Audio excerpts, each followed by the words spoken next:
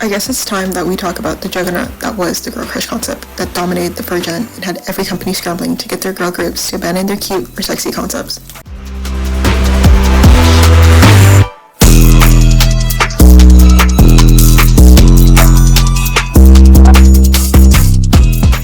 So I briefly mentioned the girl crush concept in my Where Did the Sexy Concept Go video, in which I mentioned how the girl crush concept had some overlap with the sexy concept. The sexy concept definitely was the big sister to the girl crush concept, just as the girl crush concept is the big sister to the teen crush concept. Though we aren't here to talk about other concepts.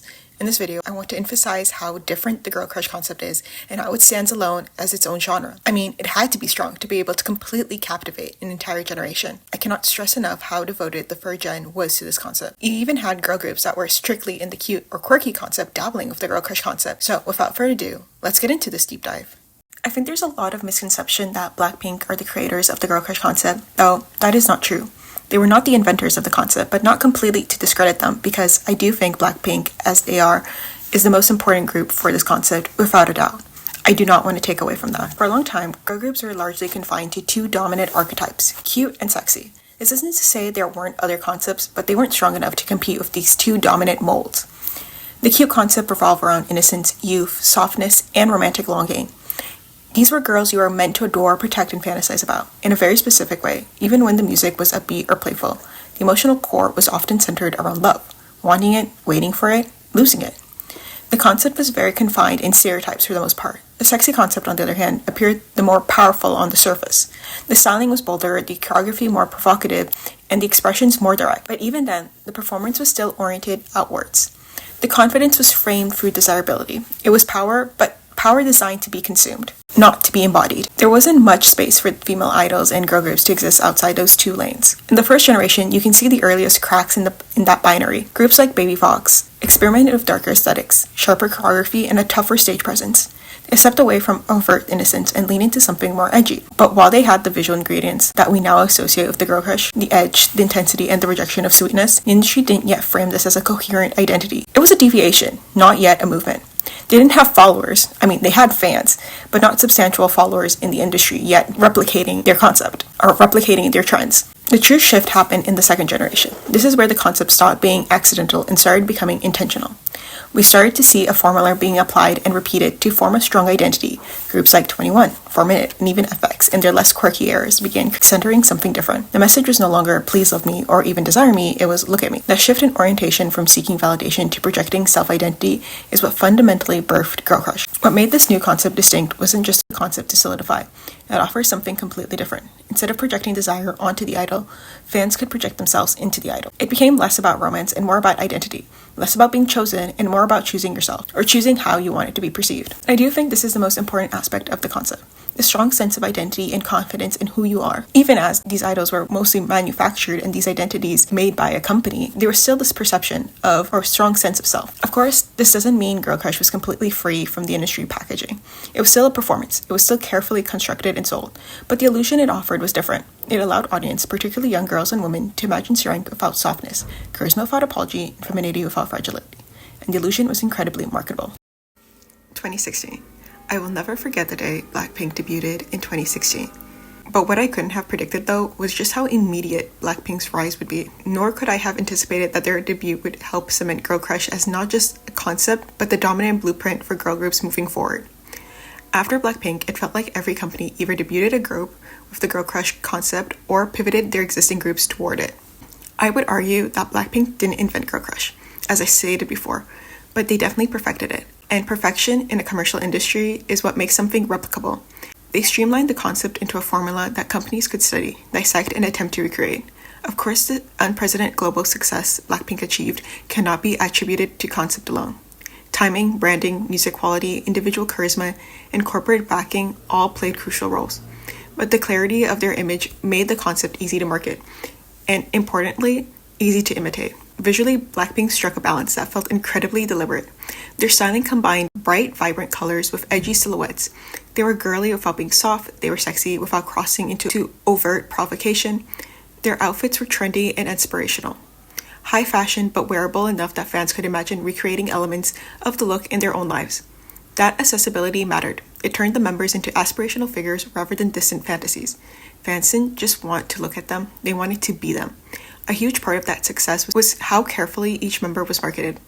Every girl embodied a distinct archetype: the chic one, the badass one, the elegant one, and the girl next door. They were sharply defined identities built around strength, confidence, and self-possession, some more so than others. But regardless, they fit a very easily recognizable archetype.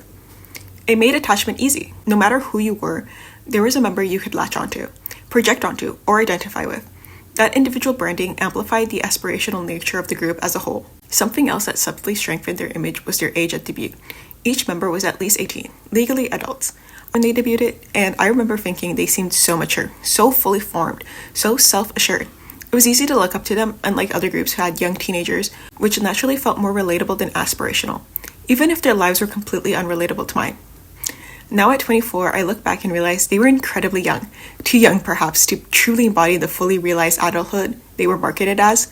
But marketing famously doesn't rely on reality. It relies on perception. And the perception was powerful. They felt grown. They felt composed. They felt like women rather than girls. That distinction mattered in positioning them as inspirational rather than relatable. Musically, their songs were bombastic, energetic, and unapologetically loud. The production was heavy, in your face, and confident without being explicitly provocative. You could play their music or videos at school without worrying about explicit lyrics or overtly sexual imagery. It was bold but still accessible, kid-friendly without being patronizing. That balance widened their audience dramatically. Young fans could engage with the confidence without feeling excluded, while older audiences could appreciate the polish in the performance. They could become role models and still seem cool. The impact of the formula became immediately visible across the third generation. Groups like Red Velvet leaned into darker, sleeker comebacks like Bad Boy. CLC shifted dramatically with Hobgoblin. Newer groups such as Idol, at the time G-Idol, debuted with confident, upbeat tracks like La Ta Ta, and Everglow arrived with explosive girl crush energy in Bon Bon Chocolat. Whether directly inspired by Blackpink or simply responding to the same market signals, the pattern was clear. Girl crush had become the safest bet for success. If you weren't doing it, you were falling behind. Very few groups were getting success without adopting the popular concept. But the bigger question is why? Why did the concept not only dominate domestically but also resonate so strongly on a global scale? Because the rise of girl crush happened alongside the rapid expansion of K-pop in the Western markets. And while there are many reasons for K-pop's global breakthrough, social media, YouTube algorithms, diaspora communities, and many other groups that did not fall into the girl crush concept, it's impossible to ignore how well girl crush aligned with the global cultural conversations at the time. In 2016, the world was deep in discussions about feminism, representation, and female empowerment. The Me Too movement was gaining traction. Girl boss feminism, a very neoliberal, market-friendly version of empowerment, was at its peak. There was a cultural appetite for strong, independent women in the media. Think pieces critiqued the failures of female representation in film and television. The Disney princess discourse was everywhere. How could you fall in love with someone you just met? And the passive princess was heavily criticized. The Bechdel test, originally a joke, was treated like a serious metric of progress. Audience wanted female characters who were assertive, confident, and confrontational. Girl crush fit seamlessly into that moment. It offered empowerment that was polished, stylish, and commercially digestible. It wasn't radical, it didn't challenge systems, but it presented images of women who appeared autonomous and self-assured. It felt progressive without being threatening, and that made it consumable. In many ways, Girl Crush was K-pop's answer to a global cultural demand. It packaged confidence into something colorful, performative, and aspirational. It proved idols who embodied strength in a way that felt accessible. It felt accessible to young audiences worldwide. It catered, at least on the surface, to female admiration first, giving fans figures that they could look up to rather than simply look at. The industry recognized the shift in public taste and responded accordingly. And because Blackpink refined that response into a clear, repeatable formula, Girl Crush didn't just become a trend, it became the standard. The lyrics and music. So obviously, because this concept is rooted in the music, we have to discuss it. For this, let's look at the most popular defining songs in the Girl Crush pantheon. So the 3 songs I selected are I'm the Best by 21, Do Do Do, Blackpink's quintessential song in my opinion. I would say it's their most emblematic of what the group means. Tomboy by Idol, a modern example of girl crush and defining point for the 4th generation. I chose these songs not only because I like them, but because I do think they show good transition between different generations, how the genre has stayed the same, but also how it has evolved. We'll start off with I Am the Best by 21, released in 2011. It stands as one of the defining tracks of the early girl crush era in K-pop, and as well as one of the defining tracks of the group. This was produced by Teddy Park when he was still sounded fresh and innovative. The song fuses electro house and electro pop with prominent hip-hop rhythms and subtle Middle Eastern-inspired strings and instrumentation. Its production feels bold and abrasive, featuring heavy electronic synths, later chants, and a futuristic, almost cartoonish, larger-than-life energy that was infectious at the time. Well, it continues to be infectious. Clocking in at around 128 BPM in the key of C major, the track maintains a relentlessly upbeat pace, with simple yet addictive repetitive hooks like "I am the best" in Korean. I'm not gonna butcher it, but you know how it sounds. Designed for instant crowd participation and high-energy performances, you're meant to chant along with them. The vocal and rap delivery is commanding, with group shouts and individual flair emphasizing unapologetic confidence and narcissism in a fun, larger-than-life way. The music embodies the title's arrogance and asks you to indulge in the same bravado, making for such a fun listen. Like, it's no wonder the song is beloved to this day. Then there's Do Do Do Do by Blackpink, dropped in 2018. It builds on the foundation while pushing it into a more global, polished direction. Also produced by Teddy Park, and we do begin to see how he leans on certain formulas, maybe a bit too much. But though D4 still manages to be unique enough to elicit strong emotions and captures the audience. This track blends trap, EDM, hip-hop, and bubblegum pop elements, highlighted by booming bass drops, oriental percussions, whistling synths, and the iconic onomatopoeic chorus hook Do Do Do Do. The empty chorus allegations will soon follow, but it's still not a problem. Running at approximately 140 BPM in E minor, it starts with a tense, almost mellow build-up before exploding into an aggressive, trunk-rattling drop that feels theatrical. It doesn't just ask for your attention, it demands it.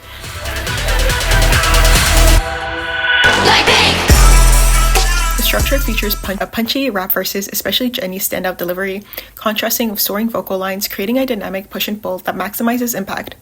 The overall sound is sleek and modern, embodying 2018's peak K-pop trap pop hybrid, with crisp production that screams high stakes, confrontation, and charisma. For the third and last song, there's Tomboy by Idol, released in 2022, and largely self-produced by member Soya. Here we really get to see not only that the self-assuredness is being marketed, but it is also being truly embodied in the work. This isn't just perception, this is Idol's reality. They are self-produced and their music is created by them, which is so refreshing to see in K-pop artists having so much control in the art that they produce. It takes noticeably a different path by leaning into an alternative rock and pop punk influence, rather than pure electronic beats. The track is driven by gritty, disordered guitar riffs, heavy drum patterns, stomping groove that gives it an edgier, more band-like feel. At about 124 BPM in C-sharp minor, it moves slightly slower than the other two songs, but compensates with heavier instrumentation and a rebellious attitude, including censored explicitives for added bite, which does weaken the rebellion argument as self-censorship is a unique choice, but I do recognize the constraints that they are working against, which requires them to add these. The lyrics and delivery push boundaries with themes of independence and rejecting stereotypes, culminating in a powerful group chant and a bridge that declares neither man nor woman.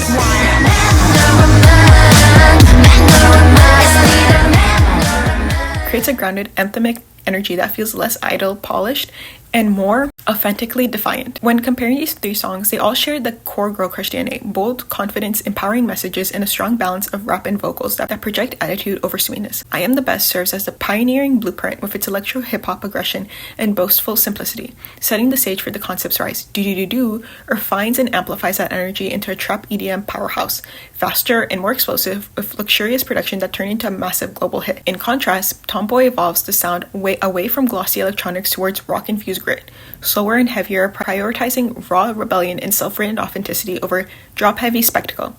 While the first two thrive on futuristic, club-ready intensity, Tomboy grounds the empowerment in punk attitude and guitar-driven edge, showing how Girl Crush has matured from electro origins to incorporate diverse genres while staying fiercely unapologetic. Electronic sounds are still very popular in the genre, and Tomboy is definitely an anomaly, but it's still interesting to see the range that Girl Crush has taken. Together, they trace the concept's progression across a decade of K-pop evolution. A clear throwaway of the Girl Crush concept in K-pop is its unwavering emphasis on identity and confidence as a foundational themes in the lyrics. These elements manifest as a fierce, unshakable sense of self that the artist projects through their lyrics, delivery, and overall messaging. Songs frequently revolve around declarations of individuality, I know who I am and I refuse to change for anyone, paired with defiant readiness to confront criticism, societal expectations, or romantic obstacles when they appear. This bravado isn't subtle, it's deliberately amplified to convey that nothing and no one can diminish or derail that self-assured conviction. Whether through boastful claims of superiority, refusal to conform to external standards, or celebrations of personal autonomy. These themes position the artist as an unmovable force, turning vulnerability into strength and turning self-doubt outward as non-consequential. Together, the intertwined elements of both thematic identity and confidence and aggressive musical hybridization form the enduring essence of Girl Crush. They transform songs from mere entertainment into sonic manifestos of self-assurance, where the bravado in the lyrics finds its perfect match in the production that refuses to diminish itself or apologize. This synergy has allowed the concept to evolve while staying recognizable, adapting to new genres or production trends without ever losing its core assertion or of the empowered individual. The fall of Girl Crush. What comes up must come down. Fall is a bit dramatic because Girl Crush has not really fallen. I don't think so, at least. There's still many groups using the Girl Crush sound and debuting in the Girl Crush concept. Baby Monster, Meow, and for non-YG adjacent groups, I'd argue La Seraphim is very much in the Girl Crush camp. But I would say the Girl Crush dominance on the industry has definitely died down. By the end of the 2010s, you could feel the fatigue settling in. People were already complaining about how this concept was really everywhere. People had started to complain how oversaturated the industry was with this concept. The industry was crowded with similar aesthetics, dark sets, heavy beats, chantable hooks, fierce expression, designer-inspired styling, and everything to do with Girl Crush. What once felt refreshing started to feel predictable. When every group is the confident, powerful one, confidence stops feeling distinctive. To stand out, you can no longer rely on the same blueprint that had once guaranteed attention. The very formula that made Girl Crush successful became the reason it lost its edge. I think there was a real desire for, rather than having aspirational idols, now they were looking for idols you could relate to. At the same time, the industry itself was expanding. The range of concepts that could generate success widened dramatically. Groups like Islet, IVE, Young Posse, and Triple S and all their subunits each demonstrate how flexible the market has become, where Girl Crush is still relevant, but there's so much more you could do. Their identities are distinct from one another, sometimes even experimental, and none of them rely exclusively on traditional Girl Crush tropes to succeed. The industry no longer feels confined to rigid molds. There isn't the same pressure to debut with an aggressive, high-impact image just to compete. I think part of the shift also reflects a deeper change in the audience desire.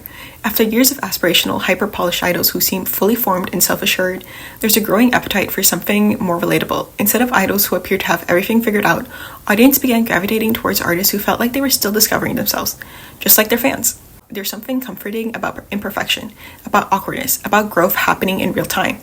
This is where subgenres like Teen Crush start to carve out space. Teen Crush isn't simply a softer version of Girl Crush, it emphasizes youth, hence the name, but not in the same saccharine, romanticized way of older cute concepts. Instead, it leans into the messiness of growing up. It can be playful, slightly awkward, and even a little childish, but it's intentional. Confidence and self-sense are still really big parts of Teen Crush, but it's also about discovery. It frames youth as an experience to explore rather than a trait to commodify. Well, it's still commodified because it's still an industry, but regardless. In that sense, Girl Crush didn't collapse under failure like Christian Horse Girl, which I made a video about. It was simply forced to make room. The market diversified and audience matured. Trends evolved. Unlike more niche or hyper-specific concepts that fade into obscurity, Girl Crush remains a viable and powerful option. It just no longer monopolizes the industry. It exists alongside a wider spectrum of identities, allowing girl groups to experiment without feeling bonded to one dominant archetype. And who knows, we might even see a resurgence of Girl Crush concepts since we have left their dominance. Maybe people will start to feel nostalgic for it as they feel nostalgic for the third generation. So that was my thoughts on the Girl Crush concept, the inception, the rise, and quote-unquote fall. I hope this was interesting. I really like this type of analysis about K-pop genres, though there are a lot more challenging to do than regular discussion videos about relevant topics. But I'm really into looking at the music naturally, and I want to talk about it. Please check out my other videos about concepts and genres or any of my other videos. And until next time, bye!